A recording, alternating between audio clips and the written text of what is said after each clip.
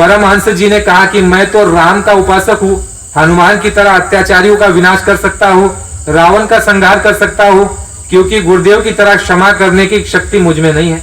ये परमहंस जी कह रहे हैं। तो स्वामी जी महाराज उनकी बातें सुनकर हंसने लगे और बोले कि देश को, समाज को सुधारने का मैंने संकल्प लिया है। किसको कह रहे हैं? परमहंस जी को कह रहे हैं, अपने मुखारबिंद से कह रहे हैं। केवल आपका सहयोग चाहिए। अब इस बात का आप विचार कीजिए कि जो महात्मा संकल्प ले ले, उस संकल्प से वो कभी चूकते हैं क्या? आज से पहले कभी ऐसा हुआ है क्या?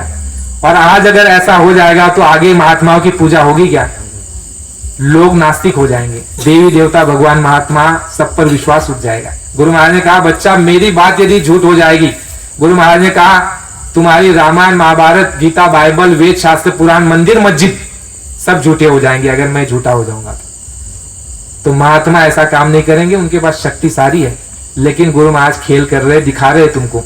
ये जो लोग अपने आप में अहंकार कर रहे हैं ना, सोच रहे हैं हमने किया, अपना नाम करना चाहते हैं, तो स्वामी जी महाराज ने कहा ठहरो जरा, वो समय आ रहा है कि जब देश की नैया मझधार में आ जाएगी। विश्व जो है, गुरु महाराज ने कहा भारत संकट के समय पर ये सारे जिन पर आपको भरोसा है, जितनों पर आपको हमको भरोसा है, वो सारे के सारे जब हाथ खड़े कर देंगे, उस समय आपको पता चलेगा कि अब आपकी और हमारी रक्षा केवल महात्मा ही कर सकते हैं।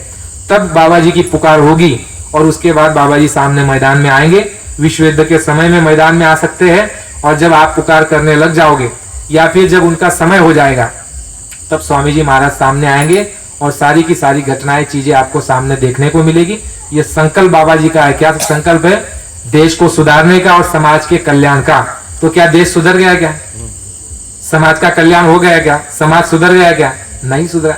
तो काम अधूरा है।